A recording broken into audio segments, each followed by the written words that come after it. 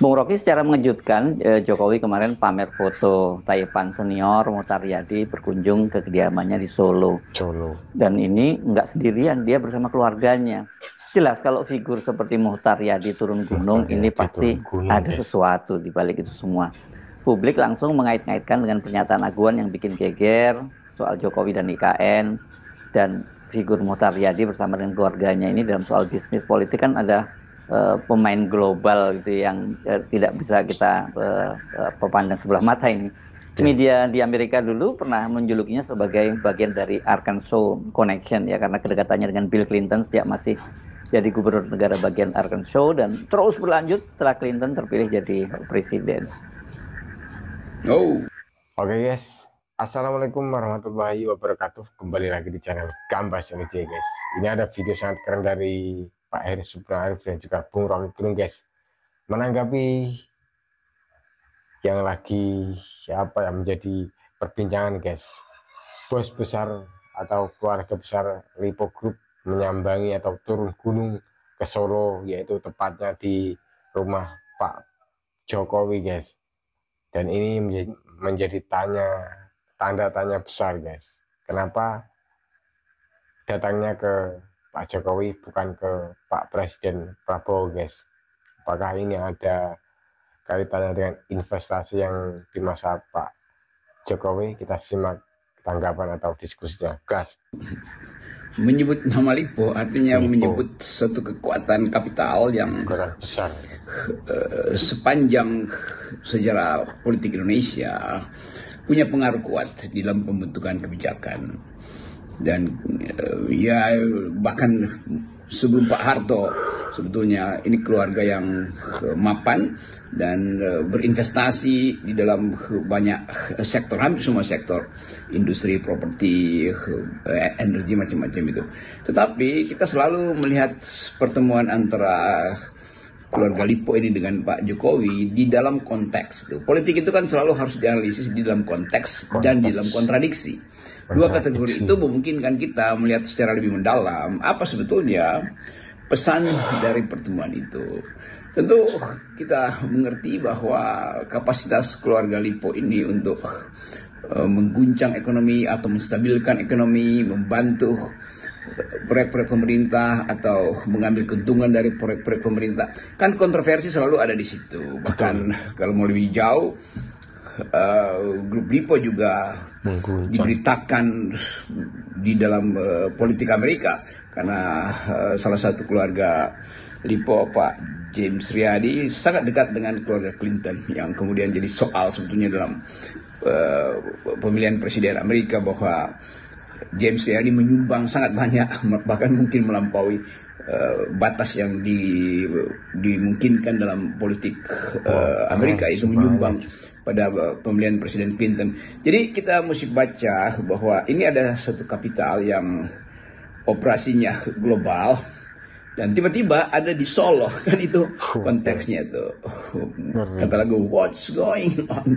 Nah, kita mau lihat soal ini di dalam konteks hari ini, bahwa seorang Pak Aguan misalnya diwawancara oleh Tempo dan entah slip of the tongue atau betul-betul kejujuran atau terpancing untuk bicara dengan Tempo, lalu mulai terbuka yang kita sebut sebagai relasi antara pengusaha dan penguasa, relasi antara kekuatan modal, kapital dan politik, kan itu dasarnya. Nah, sampai sekarang orang masih cari majalah Tempo dan mungkin sudah dicetak berkali-kali dan laku terus. Jadi kita mau lihat itu sebagai kepentingan publik. Publik ingin tahu apa sebetulnya latar Pak Aguan sehingga bicara dalam kejujuran, atau Lipo akhirnya sekarang datang ke Solo. Jadi koneksi-koneksi itu yang kita sebut konteks dari kehadiran keluarga Lipo itu ke Solo. Nanti kita lihat apa kontradiksinya. Kenapa ke Solo? Kenapa tidak ke Sentul? Sentul, Hambalang maksud saya, ke tempat Pak Prabowo, karena rumah saya juga ada di Sentul. Coba mari kita bahas lebih dalam ya, Bung Rocky, fenomena kedatangan Muhtar Yadi ke rumah Jokowi, dan juga kita melihat adanya perbedaan paradigma yang sangat jelas antara pemerintahan Pak Prabowo dengan Pak Jokowi. Ini berbeda jauh lah ya. Pertanyaannya mengapa kemudian tokoh senior sekelas Mohtar Yadi yang tadi dia jam terbangnya lobby-lobby politik ini kelasnya global sampai Amerika dan dia bisa keluar masuk Gedung Putih di eranya Clinton, itu sekarang malah memutuskan bertemu dengan Pak Jokowi dan bukan bertemu dengan Pak Prabowo. Oke, tadi saya terangkan bahwa politik itu harus dibaca di dalam dua aspek. Aspek konteksnya, itu latar dari suatu peristiwa politik. Lalu aspek kontradiksi, yaitu pertanyaan apa yang memungkinkan kita melihat lebih jauh dengan membayangkan hal-hal yang kontradiktif sebetulnya. Kalau konteksnya tadi, saya kira ada upaya dari yang kita sebut oligarki, yang kekuatan modalnya mulai mengalami sebut aja agak terancam karena ada langgam sebut aja gimmick politik baru di dalam kabinet itu yang menghendaki ada keadilan sosial, menghendaki ada pemerataan, menghendaki ada ekonomi yang harus pro pada rakyat. Kan new grammar dari Prabowo administratif ini memungkinkan kita membaca akan ada arah lain di dalam pembangunan Indonesia tuh, akan ada konsep lain di dalam menempuh kemakmuran dan keadilan sosial. Jadi Pak Prabowo dalam 1 bulan ini mengevaluasi keadaan bangsa ini dan tiba pada kesimpulan bahwa banyak yang tidak tiba atau sebut aja hak-hak rakyat itu tidak terpenuhi, kemiskinan ada di mana-mana, disparitas masih terjadi, sumber daya banyak yang kabur keluar tanpa melalui filter kemakmuran. Jadi kita mulai membaca semacam new kind of paradigm, cara berpikir baru yang hendak dipamerkan atau didiseminasi oleh Gerindra melalui beberapa petingginya. Demikian juga Pak Prabowo yang secara terang-terangan terus-menerus mengevaluasi keadaan dan menyimpulkan bahwa Indonesia harus berubah tuh, bahwa penderitaan rakyat harus diakhiri, tidak boleh ada satupun orang miskin di negeri ini. Kan itu penanda bahwa ada kemiskinan parah di negeri ini yang terjadi. Tentu di era sebelumnya, di era Pak Jokowi yang kita lihat Gini rasionya memburuk, daya beli nurun, kemampuan buruh buat bernegosiasi untuk hak dasarnya supaya dia masih bisa hidup secara subsistensi itu terhalang. Jadi kita lihat sebetulnya ada ideologi ekonomi baru yang hendak diucapkan oleh Pak Prabowo dan itu pasti agak mengganggu deepening dari modal tuh. Kalau kita mulai bicara tentang pendalaman modal, artinya modal itu makin lama makin hendak mencengkram dan itu yang kita sebut sebagai kondisi dari kapitalisme sebetulnya. Jadi kita akhirnya harus bicara tentang ideologi ekonomi itu. Apakah Indonesia akan didesain untuk berkompetisi secara kapitalistik atau Indonesia memang hakikatnya adalah negara yang karakter ekonominya adalah sosialistis. Jadi itu konteksnya sebetulnya, konteks akademisnya tuh. Nanti kita lihat konteks politiknya.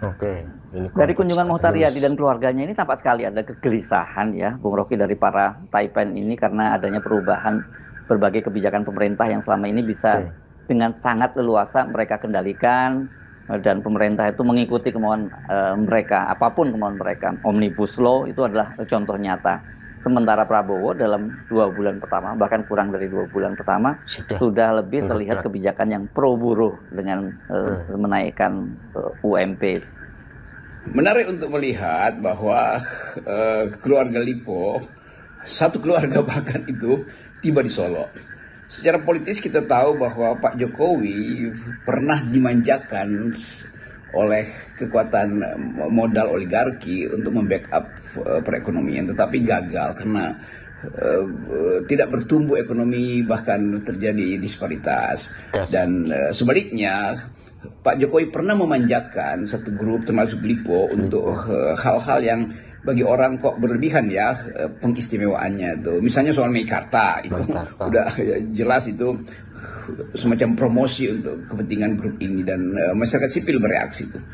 Tetapi kita lihat juga bahwa banyak hal yang gagal dari grup ini dan kegagalan itu tentu karena lingkungan ekonomi dan dukungan sosial itu tidak terjadi kan. Kita mulai membaca bahwa ada tagih menagih kira-kira setelah banyak hal berlalu lalu masuk di dalam era Pak Prabowo, dan sinyal-sinyal itu pasti dibaca oleh Pak Prabowo bahwa pasti ada investasi yang rugi, pasti ada investasi yang salah arah. Kapital itu selalu ingin ada pertumbuhan tuh, ada akumulasi itu. Untuk itu dia perlu backup kebijakan yang memuluskan atau memungkinkan kapital itu tumbuh secara alamiah. Tapi seringkali di Indonesia dia tidak tumbuh secara alamiah, dia di backup oleh kekuasaan tuh. Itu yang dalam teori disebut sebagai ersat kapitalisme. Jadi kapitalisme yang numpang, kapitalisme yang palsu, kapitalisme yang tidak datang karena growth mesinnya itu, mesin pertumbuhannya itu betul-betul endogen, betul-betul secara natural dia bertumbuh karena kompetisi bebas, betul-betul bertumbuh karena memanfaatkan regulasi yang anti persaingan usaha, kan itu sebetulnya. Tetapi di Indonesia berpuluh-puluh tahun yang lalu itu hal yang semacam itu tidak pernah dipraktekkan dalam semua rezim atau dalam hampir semua rezim itu. Nah sekarang ada kesulitan. Bagaimana mungkin kapital yang ditanamkan, diinvestasikan itu tidak menghasilkan keuntungan atau labor value-nya itu tidak seperti yang diharapkan. Investasi terjadi tetapi banyak yang gagal batal karena soal-soal politik. Jadi dikirimlah sinyal pada Pak Prabowo bahwa ada hal yang harus diprotes oleh para pemodal ini, karena tadi sifat ersat kapitalisme justru menahan laju investasi, menahan laju pertumbuhan tuh. Dan kita tahu bahwa kalau kita belajar sedikit teori politik ekonomi, kapital itu kalau dia mengalami akumulasi, dia harus mencari cara untuk terus memperlebar proses-proses politik yang memungkinkan akumulasi itu berlanjut. Nah, proses politik yang hari-hari ini tadi saya terangkan bahwa kelihatannya hendak dihentikan oleh Pak Prabowo atas dasar kepentingan ekonomi rakyat. Dengan paradigma kebijakan Prabowo yang lebih pro distribusi kesejahteraan, gitu ya, kita bisa menyebutnya seperti itu karena pada rapat kabinet perdana kan dia menyebut soal amanah dari konstitusi yang mensejahterakan rakyat. Ini kan ya, jelas akan berbenturan dengan kepentingan para oligarki yang sangat rakus melakukan akumulasi kapital. Tetapi ini nggak mudah ya mempertemukan titik temu ini, walaupun kita tahu pasti nggak mungkin para Taipan ini kemudian mengambil jalan keras gitu, dan mereka ini kan biasanya kalau sangat sabar nih, dia tahu ada siklus 5 tahunan. Dan orang juga banyak menduga-duga ini bagian dari semacam sinyal bahwa mereka ini ya sedang mempersiapkan Gibran untuk presiden berikutnya. Pada akhirnya kita mesti, atau paling nggak saya harus terangkan bahwa akan ada semacam ketegangan antara akumulasi dan tuntutan distribusi itu. Dan rejim Prabowo atau pemerintahan Pak Prabowo, kabinet Prabowo harusnya memahami itu. Sinyal Prabowo tentang kerakyatan terus-menerus. Sementara proses akumulasi kapital itu pasti akan mengalami gangguan berdasarkan prinsip distribusi first itu, bukan akumulasi first. Jadi keadilan sosial akan mendahului kepentingan korporasi, kira-kira begitu yang terjadi. Nah ini sebetulnya betul-betul bagus karena Indonesia memang didesain untuk menghasilkan keadilan sosial bagi seluruh rakyat Indonesia. Kemanusiaan yang adil dan beradab di dalam semua aspek kegiatan masyarakat dan kegiatan politik atau kegiatan ekonomi. Dan ini sebetulnya dua ciri dari politik kita tuh, yaitu menginginkan ada kemakmuran karena harus mendistribusikannya menurut perintah konstitusi, yaitu pelihara fakir miskin, artinya jangan ada ketegangan, kesenjangan tuh. Jadi kita cukup dengan sinyal itu mulai merumuskan bahwa Prabowo memang diam-diam atau secara implisit menginginkan ada pengendalian ulang terhadap aktivitas modal. Itu aja pesannya tuh. Dan sebaliknya modal ingin ada semacam kejelasan apakah investasi yang kita tanamkan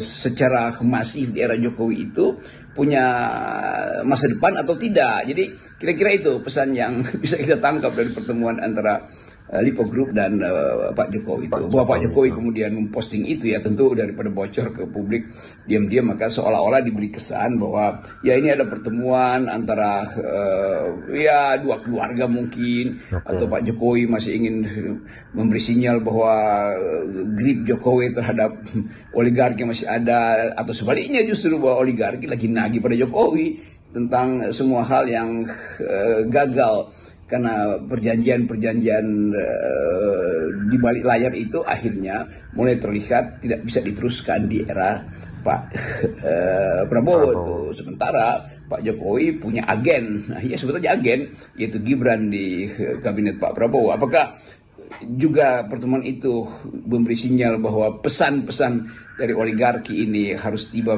pada Pak Prabowo melalui Jokowi, yang akan dilanjutkan pesan itu pada agennya, kepada anaknya yang adalah wakil presiden? Itu tanda tanya yang dengan mudah kita jawab. Dengan mudah kita jawab. Salam akal sehat. Oke, salam akal sehat guys. Oke guys, yaitu tadi yang didiskusikan oleh Pak Heri Supno Arif dan juga Bung Rocky Gerung tentang pertemuan Pak Jokowi dengan keluarga besar Lipo Group ya guys. Wow, apa ini saya pun kurang tahu guys, karena ya masih simpang siur guys, karena apa ya, kita tahu sendiri ya guys, Lipo Group itu sangat apa ya, grup istilahnya grup pemodal atau pengusaha yang dengan modal-modal sangat besar, dan investasi di luar negeri sangat besar guys. Sampai ketemu Pak Jokowi kok bukan ketemu dengan Pak Prabowo guys. Ini menjadi tanda tanya sangat besar, tanda tanya guys. Kenapa kok ketemunya dengan Pak Jokowi, kenapa tidak dengan Pak Presiden yang kini sedang menjabat di negara Indonesia guys? Apakah investasi Lipo Group yang di era Pak Jokowi sudah tidak bisa dilanjutkan lagi di era Pak Prabowo, atau apa, kita masih menjadi, atau kita masih bertebakan untuk ini guys, masih sangat simpang siur. Oke, semoga yang didiskusikan Pak Heri Supno Arif dan Bung Rocky Gerung salam akal sehat bisa menambah ilmu wawasan kita untuk ke depan, dan juga bisa menjadikan info apakah apa-apanya guys untuk perpolitikan di Indonesia guys. Oke, wassalamualaikum warahmatullahi wabarakatuh. Gambas LJ, salam akal sehat dari Bung Rocky Gerung. Saya ikut